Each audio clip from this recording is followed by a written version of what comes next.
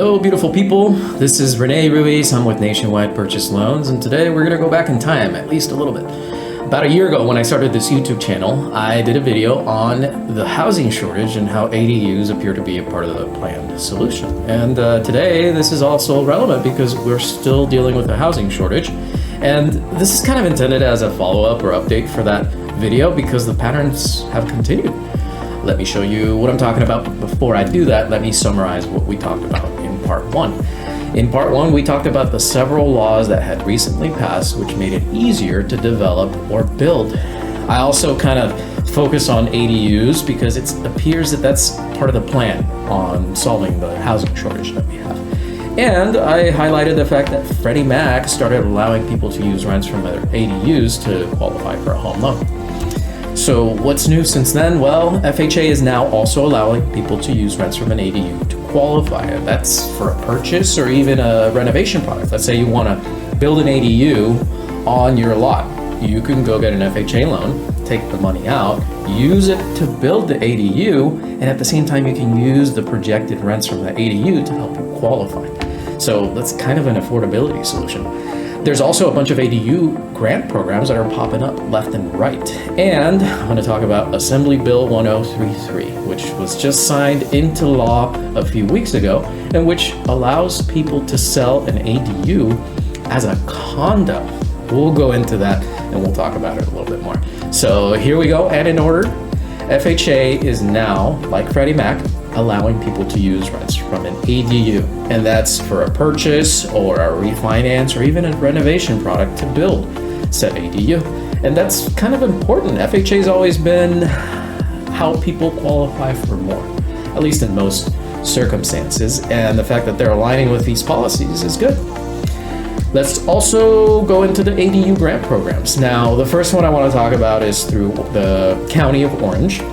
They have a housing finance trust, and I actually called in and spoke with them because this was kind of exciting. I also saw an opportunity for myself. I called to get more information because this program gives out $100,000, and it's actually not given out per se. It's a loan. It is forgivable if you make it to the end of the term and you follow the requirements. Basically, the $100,000 is given to you on condition that you use it to build an ADU and that you rent that ADU out to someone that meets whatever income limit has been set by the Housing Finance Trust. And it doesn't necessarily mean you're going to have to put someone in there that's going to pay Section 8 rents. It could be a family member. It could be your son or maybe your grandmother, as long as they meet the income requirements. Also, CalHFA has had and just refunded their ADU grant program. Again, this is not new, but about a week ago they announced that they were going to put more funds in and that they're going to start taking applications again. By the way, the Affordable ADU Loan Program from Orange County, that goes into effect in about a month. So right now they're just releasing information. It is a pilot. I believe they're only going to give the loan to 35 people, but if it goes well, it should come back. All right. AB 1033.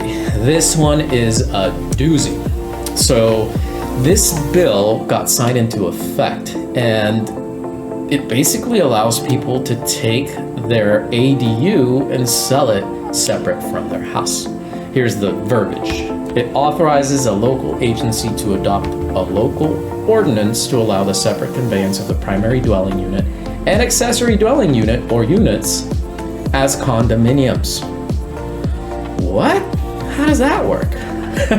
Well, we don't know yet. It's got to get fleshed out. And look at the key words. This law authorizes local agencies to make their own laws allowing people to do this, which means local counties need to go, or maybe local cities need to go and flesh out those rules individually before we actually see this go into effect. But I think you'd agree with me. It's kind of a crazy notion. By the way, as I was researching this, I learned that California is not the first to do this.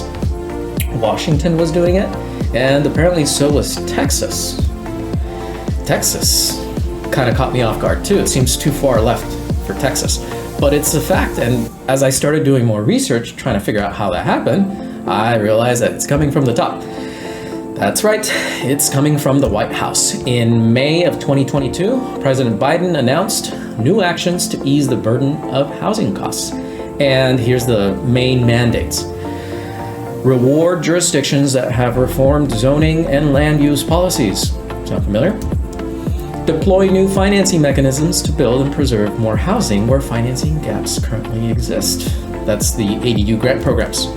Expand and improve existing forms of federal financing. That's Freddie Mac and FHA changing their guidelines to allow people to use rents from an ADU to qualify.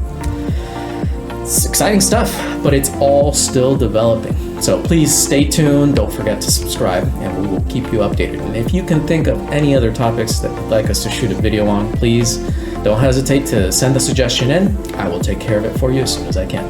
Thank you for watching, and make it a great day.